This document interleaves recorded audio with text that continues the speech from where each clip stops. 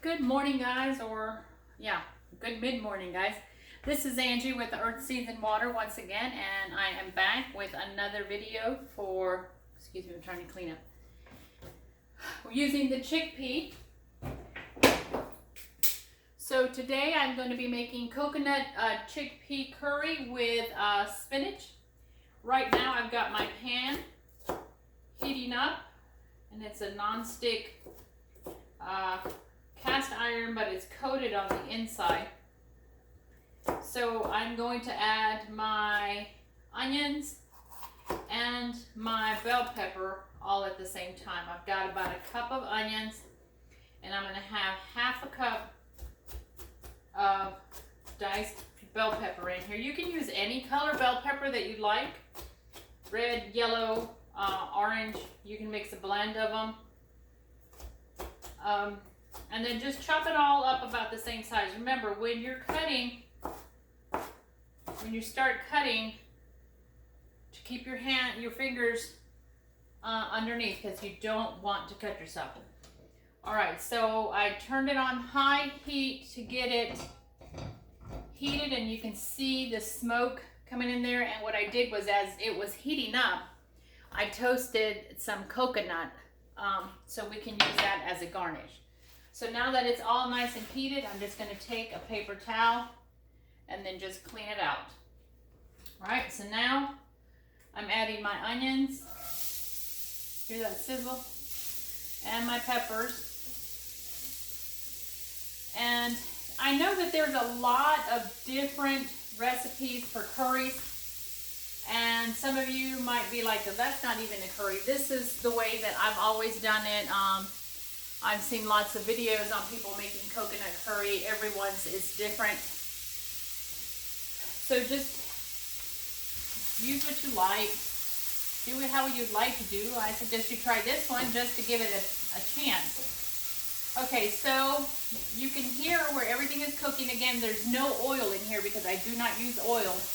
When I cook, the natural juices of the onion and the natural sugars in the onion will caramelize it, and then also as it starts letting out that water, the water in the bell pepper will start cooking as well. Now I'm going to add my garlic, and that's 3 cloves of garlic that I minced. And I'm also going to use a little bit of ginger. Now to peel the ginger, you're just going to use a spoon, just regular spoon, and just come down on it. And all it does is just take away the skin, so you don't lose a lot of the ginger itself. And that's all I do. We're not going to use a lot of this. Now you can mince it if you'd like.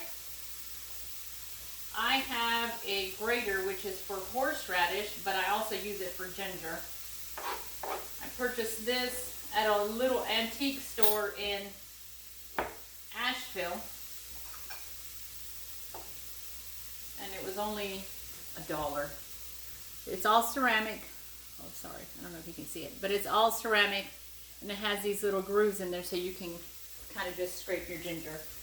All you do is just hold on to it right here and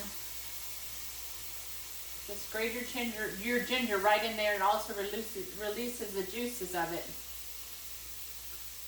And that's it. You're done.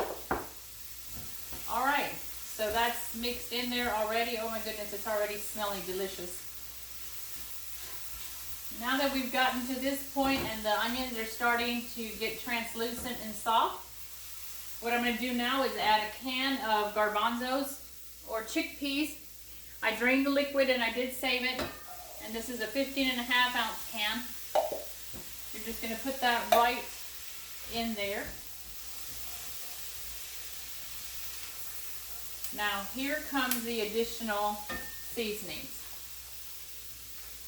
What I'm going to do is put some lemongrass in there. And all I did was bruise the lemongrass with the back of my knife. Just made it very soft. And I'm just going to put it in there and let it cook as all this is cooking, and then I'll remove it. Because all I really want is the flavor of the lemongrass, but I don't want it to be overpowering. We're going to take 1 tablespoon of Garam Masala powder. And this one I got at the grocery store, I think it was Swad downtown, but you can find this anywhere. You can also order it online. You can sprinkle that in there. We're gonna add 1 teaspoon of cumin. And we're going to add 1 tablespoon of curry powder. Now I know it seems kind of repetitive, but remember coconut can be a little bit overpowering, so we want to make sure that everything is flavored nicely, and also that garam masala can be a little bit spicy, so this will kind of help tone it down a little bit. All right, so now that that's all in there, we're going to just mix it up to make sure that we distribute all those spices in there. There we go. Oh my gosh, it smells so good in here, guys. If you live anywhere near me, hit me up. I'll get you some of this. I'm going to serve it with just plain brown rice that I made in my rice cooker. Thing I like about the rice cooker, you wash your rice, you put it in there, hit the button, and you're good to go. All right, so now that that's in there, we're going to add 1 can, and I'm using light coconut milk, but you can use the full fat.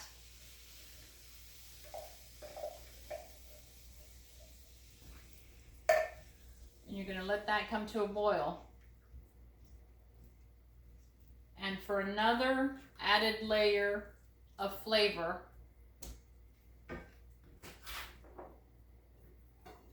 well, if I can find it, I'm going to add coconut milk. So this is just soy delicious, dairy-free, organic, unsweetened coconut milk that I got at Costco. They're shelf stable, which is one of the reasons that I really enjoy it. And all I do is put it in here just to get whatever is left of the coconut milk. Swirl it around, put it in there, and then you just bring this to a boil. Now right before you get ready to serve it, you're going to let this cook down for about 10-15 minutes. After you bring it to the boil, turn down the heat to simmer and let it cook for about another 15-20 minutes. And then right before you get ready to serve it, remember to remove the lemongrass.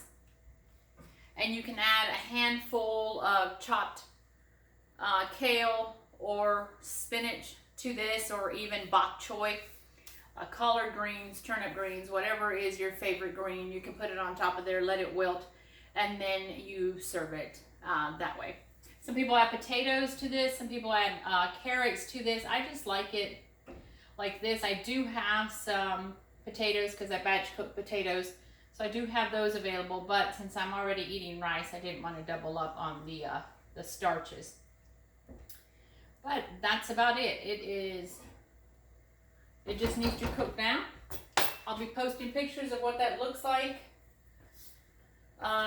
later this afternoon, but I'm just going to put a little bit in a bowl so you can get an idea of what it's going to look like.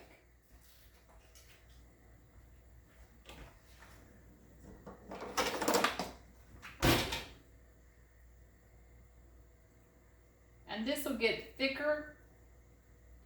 And if you want the color to be a little bit richer, then you can add a teaspoon of turmeric to it.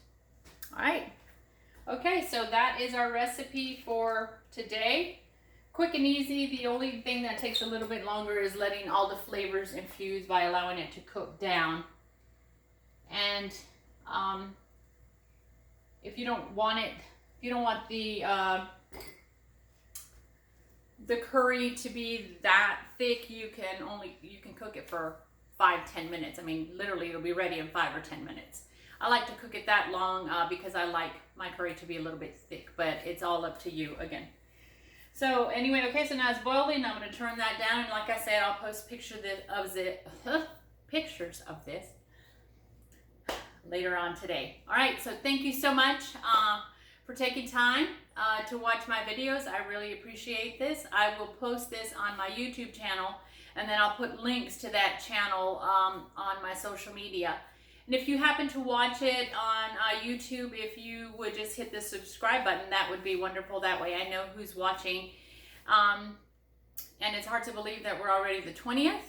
So we've got another week and a half of me making more chickpea recipes. And then I'm going to be moving into the tofu for the month of September. All right, so if you guys have any questions, please feel free to contact me. My email is angelita@earthseedsandwater.com, or you can go to my website at www.earthseedsandwater.com. I'm also on Facebook, which is earthseedsandwater.com/my journey to plant-based eating, and then I'm on Instagram at earthseedsandwater_. And again, thank you so much. Remember to take care of yourselves. Go out there and do something new. Do what makes you happy, as long as you're not harming anyone or anything. And especially yourself. Talk nice to yourself. Learn to love yourself. And I appreciate you guys, and I will see you on Monday. Thank you. Bye-bye.